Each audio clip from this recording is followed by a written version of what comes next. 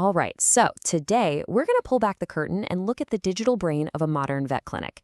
We're talking about the database, the invisible engine that manages every single patient, appointment, and product. I mean, just think about it for a second. Your local vet clinic is juggling hundreds, maybe thousands of clients, all their pets, complex medical histories, a whole inventory of products, staff schedules. How on earth does all of that information stay organized, accurate, and ready at a moment's notice? Well, the magic is all in a well-designed database. So here's the game plan. We're going to walk through the entire process from the ground up. First, we'll look at the digital blueprint. Then we'll see how the structure is actually built. After that, we'll connect the data to the app, put the whole system on autopilot, and finally, make sure all that critical information is safe and sound. Okay, let's dive right in. Before you write a single line of code, you need a plan. You wouldn't build a house without a blueprint, right? Well, it's the exact same idea in the world of databases. You need a master plan that lays out how every piece of information is going to be organized and connected. That first step is creating something called an entity relationship diagram, or an ERD. Seriously, think of it just like an architectural drawing. It helps us identify all the key things, or entities, we need to keep track of. You know, like the clients, the pets, the vets, and then it maps out exactly how they're all related to one another. And here it is, the initial ERD for our vet clinic. You can see the core building blocks right there. Clients, pets, and consultations. See those lines connecting them? Those show the relationships. So one client can have multiple pets, and each pet can have a whole history of consultations. It's all starting to take shape. Okay, so we've got our basic map. Now we have to optimize it. This is where a process called normalization comes in. The whole goal here is to get rid of redundant, repeated data. For example, you don't want to type in a client's full address every single time their pet has a visit, right? Of course not. You store it just once in one central spot. It makes the whole system way more efficient and a lot easier to manage. And voila! This is what you get after that cleanup process. The data is now neatly separated into logical tables. You've got your clients table with client info, a separate mascotas table for the pets info, and they're linked together, but the data is never needlessly duplicated. This structure is what makes the database fast, reliable, and just so much easier to update down the line. With our blueprint finalized and looking sharp, it's time for the construction phase. This is where we take that beautiful design and translate it into actual, physical database tables using SQL. And this is what that looks like in the real world. That create table command is literally building the digital container for our client data. Now, the absolutely crucial part here is the primary key.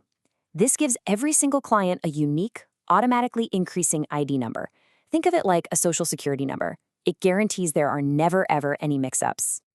Now let's look at the mascotas, or pets table. It's got its own unique primary key, of course, ID_mascota, but look closely at that foreign key, that ID_cliente field. That is the magic link. It points directly back to the primary key in the client's table, and that's what creates the critical relationship. It's how the database knows which pet belongs to which client. Simple, but so powerful. So, we've built this beautiful database structure, but how does the actual software that the vets and receptionists use every day talk to it? We need to build a bridge between our application, which in this case is written in Java, and our SQL database. And that bridge is built using a really smart design pattern called the Data Access Object, or DAO. Here's the play-by-play. When the app needs some information, it doesn't just shout at the database. Instead, it makes a nice, clean request to the DAO. The DAO then handles all the messy SQL stuff, gets the data, and hands it back to the app in a perfect, easy-to-use format. And this, right here, is the heart of that pattern, an interface. Think of it like a contract, or maybe a menu of services. It spells out exactly what you can do with client data. You can list all of them, add a new one, update an old one, and so on. This creates a clean separation, keeping the application's logic totally isolated from the nitty-gritty database logic. It makes the whole system so much cleaner and easier to maintain. Okay, our application and database are talking to each other. Now for the fun part. Let's make the database itself smarter. We can actually automate tasks and enforce rules directly inside the database using things called stored procedures and triggers. So what's the difference? It's actually really simple. A stored procedure is like a saved script of commands that you run whenever you want just by calling it. A trigger, on the other hand, is a script that runs automatically whenever a certain event happens, like someone adding a new pet to the system. One is manual, the other is a reaction. So check this out. Here is a stored procedure for adding a new pet. Instead of having to write out a long, complex SQL statement every single time, the application can just make one simple call to this procedure. It cleans up the code, and it really cuts down on the risk of mistakes. And this is where automation really starts to feel like magic. This trigger automatically adds a timestamp the instant a new pet is registered. The application doesn't have to think about it or do a single thing. The database just handles it, ensuring a perfect, reliable audit trail every time. All right, finally, let's talk about keeping our data safe, consistent, and easy to access. This involves two absolutely critical concepts: transactions, which are like a safety net for our data, and views, which make looking at complex information incredibly simple. A transaction is a true all-or-nothing operation. Let's go back to our clinic. Imagine you're creating an invoice for a customer.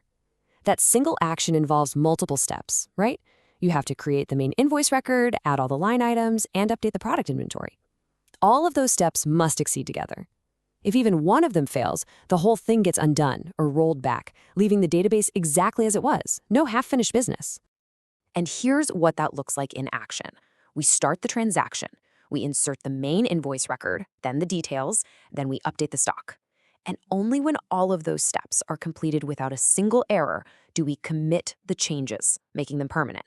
If the power went out while updating the stock, the whole thing would just vanish, preventing a ghost invoice from ever existing. The final piece of this elegant puzzle is the view. A view is basically a saved query that pretends to be a table. Its job is to hide all the complexity of joining multiple tables together.